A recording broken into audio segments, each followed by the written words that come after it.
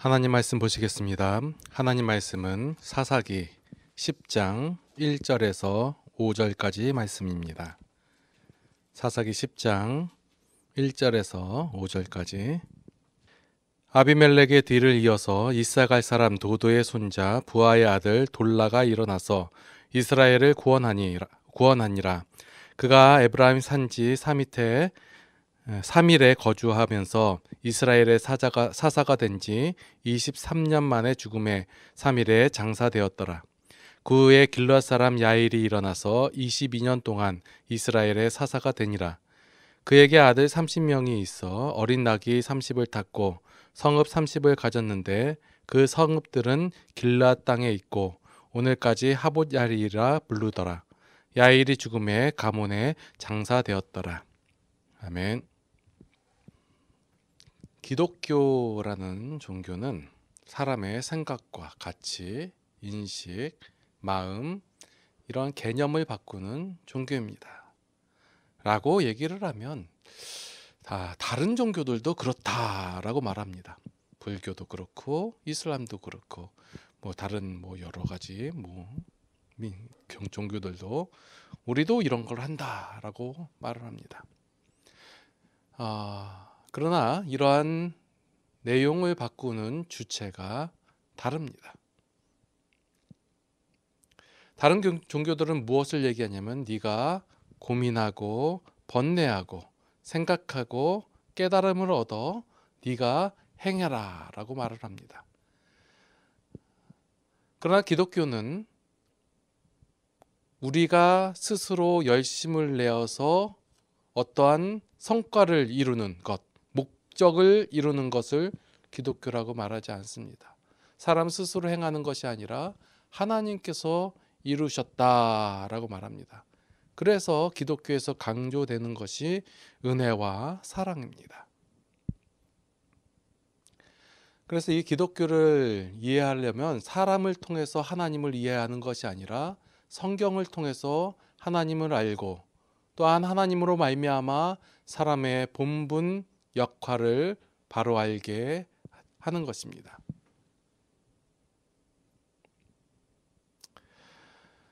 그런데 많은 기독교인들이 하나님께서 자신을 위대하게 쓰시려고 환난과 고난을 주신다고 생각을 합니다.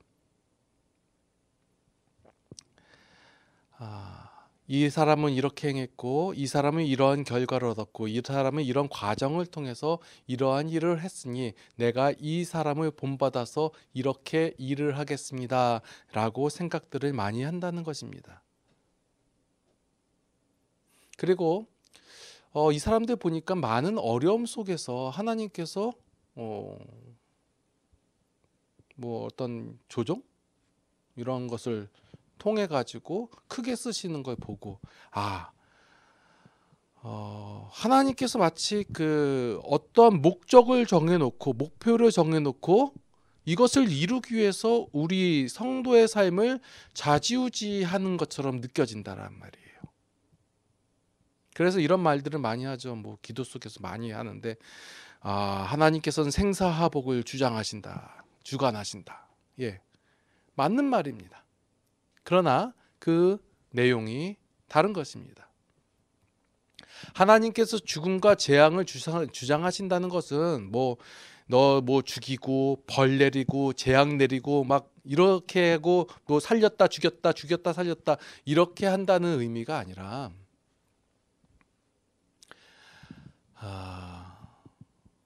이 죽음이 절대로 우리 성도 가운데 죽음이 되지 않도록 이 재앙이 절대로 성도 가운데 재앙으로 끝나지 못하게 변화시키고 선용하셔서 주관하셔서 이것을 생명과 복으로 바꾸어 놓으셔서 성도에게 유익하게 만드신다. 이롭게 만드신다라는 의미입니다.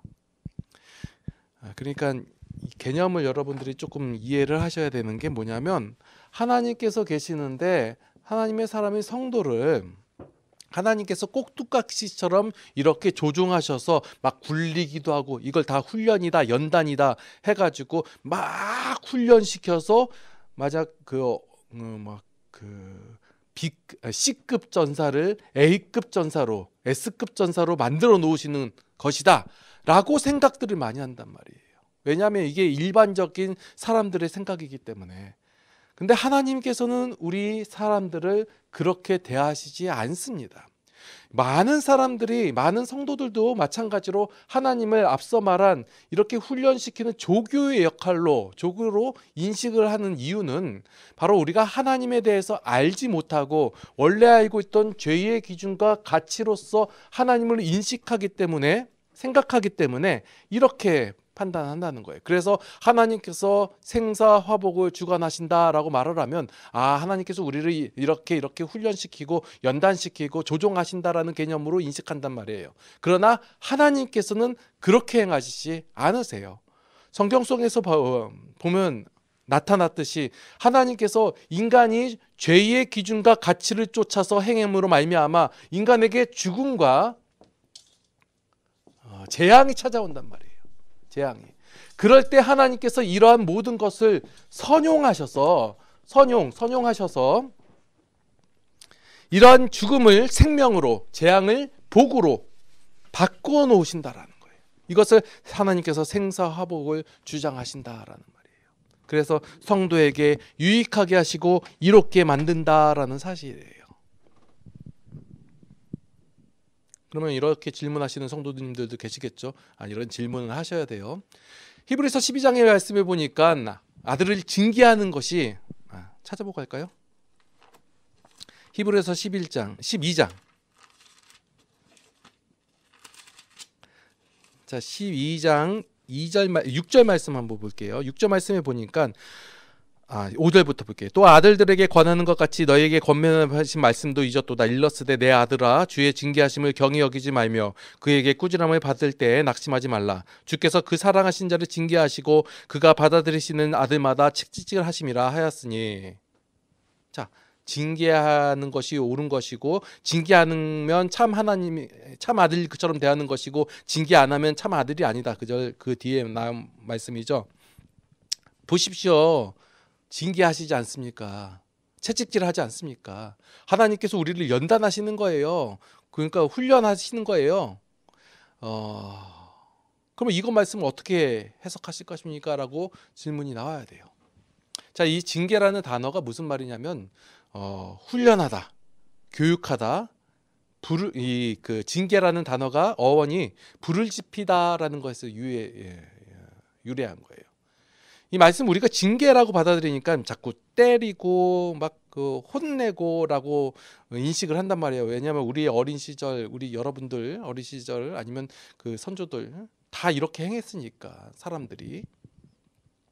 그래서 징계는 이런 것이다 하고 징계는 좋은 것이다. 또 살고 나서 보니까 이러한 징계가 있어서 내가 어떤 나쁜 습관을 고치고 그랬으니까 하나님께서도 사람들의 삶과 같이 하나님께서 이렇게 행하실 것이다 라고 생각한다라는 거예요.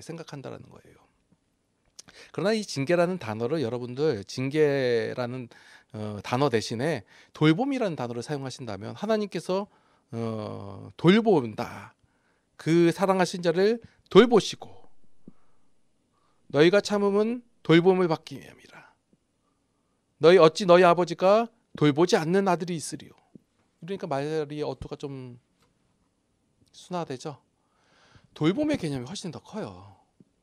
훈련하고 교육시키고 그리고 불을 지피는 방법을 알려주는 것처럼 이렇게 이해를 하시는 게 나아요. 자, 그러니까 세상의 예를 통해 가지고 하나님을 설명하고자 하면 뭔가 왜곡이 되고 변질이 되고 이상해져요. 우리의 일반적인 삶 속에서도 이렇게 행하니까 사람들의 삶이 이러니까 하나님께서도 이렇게 하실 것이다 라고 생각하시면 오해가 생긴다는 거예요.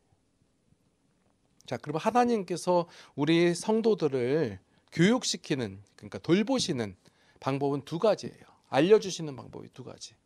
자, 하나는 하나님의 일하심을 통해서 알려주시고 다른 하나는 사람들의 현재 생활, 실상을 통해 가지고 알려주시는 거예요. 이것이 하나님의 방법은 더 일하심을 통해서 알려주는 거 훨씬 더 좋은 방법, 그리고 사람의 실상을 통해서 알려주는 거 나쁜 방법, 이렇게 말하는 것이, 구분하는 것이 아니라 두 가지의 방법을 통해서 하나님의 일하심, 하나님에 대해서 설명하고 알려주신다고 하시는 거예요. 그리고 우리 성도를 성도되게 교육하시는 거예요. 자, 예를 들어서 출애굽 사건을 한번 볼게요. 출애굽 사건을 보면 홍해바다 앞에서 이스라엘이 절대 죽음의 상태에 놓여 있었어요. 그때 하나님께서 일하심으로 말미암아 이스라엘 백성들을 구원하시죠. 이것은 하나님의 일하심이 맞아요. 사람이 여기서 행해야 할 것이 있나요, 없나요? 하나도 없어요. 그냥 가만히 있어서 보면 되는 거예요. 그래서 하나님의 일하심을 통해서 하나님이 너희의 하나님이시다, 너희의 구원자이시다 라고 하는 것을 보여주시고 알려주시는 거예요. 그런데 지난주에 제가 설교했던 아비멜렉 사건이 있잖아요. 이것은 사람의 현상, 실상을 통해 가지고 하나님께서 우리에게 알려주시고 교육하시고 훈련하신 내용이에요. 이 아비멜렉은 하나님께서 불러다가 세운 적도 없는 사람이에요. 지가 일어나 가지고 하겠다고 한 거예요. 이스라엘 사사도 아니에요. 여기에서는 하나님의 어떠한 징계나 형벌이 등장하지 않아요. 참, 이후 지난번에 일어난 그 아비멜렉이 그 사건이 일었던 이 지역이 어디냐면 세겜이라는 장소예요. 참, 이 세겜이라는 장소가 어떤 장소를 하냐면 먼저 창세기에 보면, 창세기 12장에 보면 아브라함에게 하나님께서 나타나셔 가지고 약속을 하시잖아요. 내가 너를 내 백성 삼겠다. 그리고 내가 너에게 뭐 땅을 주리라. 내 백성 삼겠다. 뭐 이런 약속을 하세요. 이런 약속의 장소, 이 세겜의 땅이에요. 또 여호수아서 24장에 보면 세겜에서 약속을 하신 장면이 나와요. 그 여호수아가 백성들과 함께 언약을 맺고 그들을 위하여 율례와 법도를 만들고. 근데 이제 이러한 곳이 이제는 어떠한 곳으로 됐냐면 이스라엘 사람들, 같은 민족끼리 싸워서 죽고 죽고 하는 그런 장소가 되는 거예요. 하나님께서는 사람에게 자유와 평화의 약속을 하시고 안식을 주셨는데, 그 장소에서, 그런데 사람들은 그 자유를 제대로 사용하지 못하고 오히려 억압을 하고 속박을 하고 싸우고 이런다는 거예요. 하나님의 일하심이 없이는 자유와 평화가, 안식이 없다는 것을 보여주고 있는 거예요. 자, 여기 오늘 본문 보면 많은 설교자들이 이 본문을 그냥 넘어가요. 자, 왜 넘어가냐면 돌라가 나오고 야일이 나오는데 뭐 하는지 모르겠어요. 기도원은 보면 벌써 한 6, 7, 8, 9장에 통틀어 가지고 굉장히 많은 양을 할애했단 말이에요, 사사기에서. 그래서 할 얘기가 많아요. 근데 돌라하고 야일은 사사라고는 돼 있는데 뭘 했는지 모르겠어요. 그런데 사사예요. 참 놀라운 사실 하나 알려드릴게요. 여러분들 사사라고 알고 있던 기드온, 그죠? 이 기드온은 사사라는 호칭이 없어요. 그런데 많은 성도들이, 설교자들이 기드온의 업적을 칭송해요. 왜 그럴까요? 있어 보이니까. 300명 가지고 지금 10만 명, 12만 명, 11만 명이니까 12만 명을 이겼는데 이건 보통 싸움이 아니거든요. 뭔가 말할 게 있고 있어 보이고. 근데 아무도 돌라와 야일에는 관심이 없어요. 자, 우리는 누가 무엇을 어떻게 했냐, 이것이 중요해요. 그러나 성경은 하나님께서 하셨다, 이것이 중요한 거예요. 하나님께서 일하시고 역사하심으로 말미암아 이스라엘에게 자유와 평강과 안식이 주어진 거예요. 하나님께서 하셨다는 거예요. 이것이 중요해요. 자, 오늘 다른 내용 없어요. 보니까 돌라가 사사가 됐는데 이스라엘에 평화가 있었고, 야일이 사사가 됐는데 평화가 있었고 안식이 있었고. 자, 여기서 여러분에게 질문 하나 드릴게요. 자, 만약 여러분들이 선택할 수 있다면 어떤 것을 선택하시겠어요? 엄청난 고생 후에 평화를 맞이하는 것, 그것하고 그냥 평화롭게 사는 것.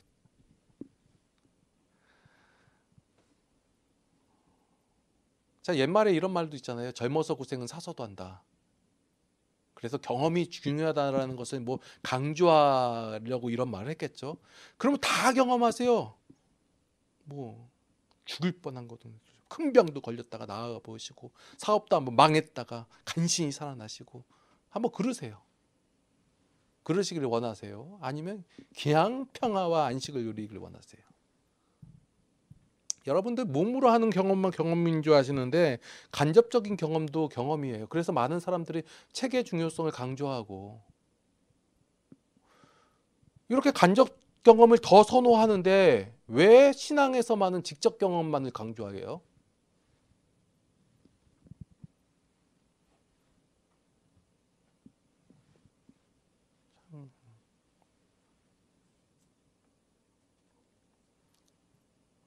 저는 고생 안 하고 그냥 평화 누렸으면 좋겠어요. 그러니까 살고 나 보니까, 내가 이 나이 되어 보니까 하나님의 은혜로구나 라고 고백하지 마시라고요.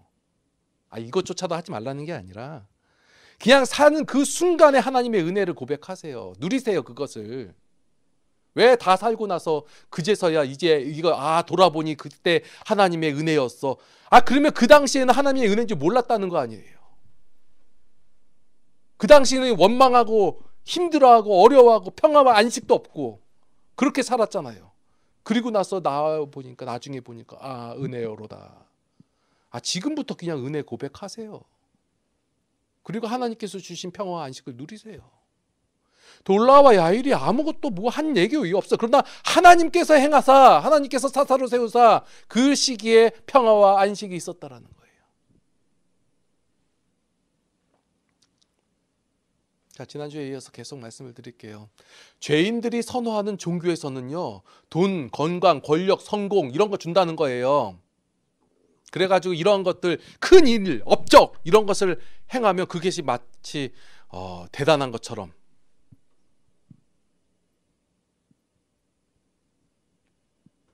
죄인들의 가치는 어디에 두냐면 자신들의 어떤 노력이나 희생을 해서 얻어지는 것에 가치를 두는 거예요.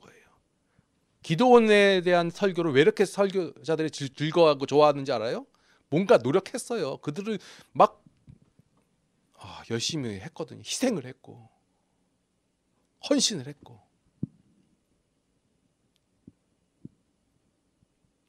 그러나 하나님께서 우리에게 가치를 두고 주시는 것은 사랑과 희락과 화평과 오래 참음과 자비와 양성과 충성과 온유와 절제, 성령의 열매 이런 것들이에요.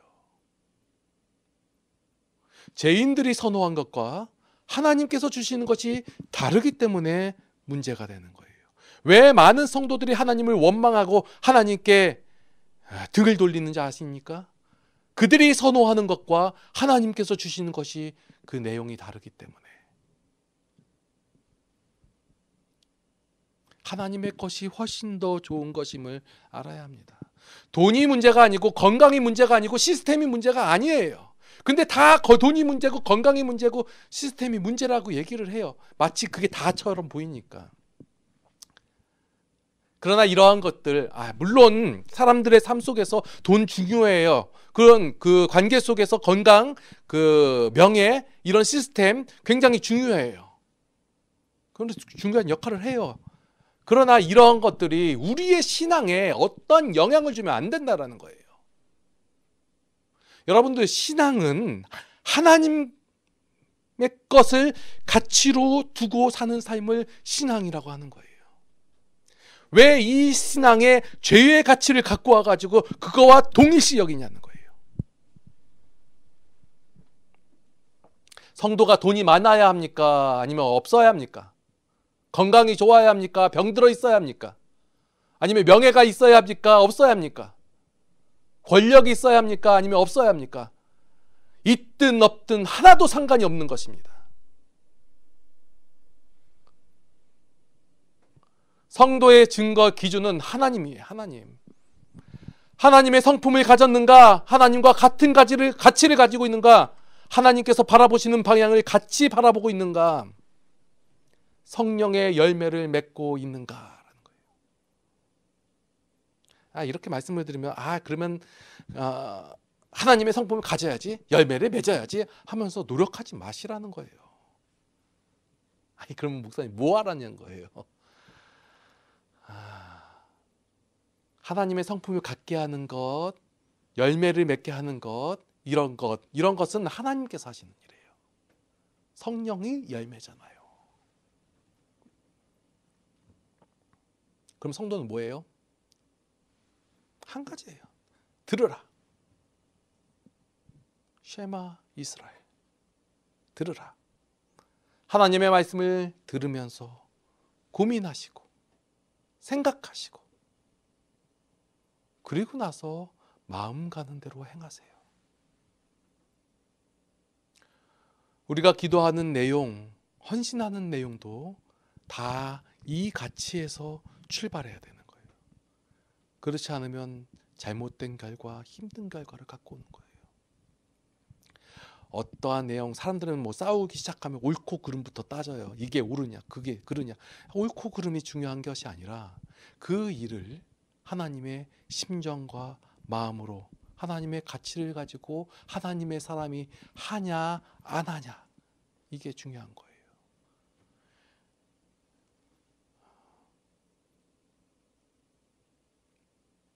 자, 우리 성도들은 다 살고 나서 지나가 보니 하나님의 은혜였다라고 말씀하지 마시고, 어찌됐든 여러분들이 어떤 선택을 하든 하나님께서는 선용하시사 하나님의 은혜를 더하실 거예요. 하나님의 은혜를 주실 때, 평화를 주실 때, 안식을 주실 때, 그때는 몰랐다가 나중에 하나님의 은혜였다라고 고백하지 마시고, 다 살고 지나가서 고백하지 마시고, 지금 고백하시고 누리시고 평안을 누리시고 행복해지고 그랬으면 좋겠어요. 자, 알아야 누리죠. 자, 모르면 고백할 수 없다. 기도하시겠습니다. 하나님의 은혜에 감사를 드립니다. 우리가 아직 하나님을 잘 모릅니다. 하나님을 알지 못함으로 말미암아 여전히 죄의 가치를 선호하고 하나님께서 주신 것은 별로 좋아하지 않습니다. 이제는 우리가 하나님을 알아가게 하여 주시옵소서. 아는 만큼 보인다고 하나님을 아는 만큼 하나님의 것을 누리게 하여 주시옵소서. 그래서 날마다의 삶 속에서 하나님의 은혜로 인한 것을 찬양하며 고백하는 우리 모든 성도들이 되게 하여 주시옵소서. 이제는 우리 주 예수 그리스도의 무한하신 은혜와 하나님 아버지의 극진하신 사랑하심과 성령님의 감화, 감동, 교통, 인도, 보호, 역사하심이 이제 날마다의 삶 속에서 하나님의 은혜를 누리며 기뻐하며 살아가길 원하는 모든 성도들 머리 위에 이제로부터 영원토록 함께 하시옵기를 간절히 축원하옵나이다. 아멘.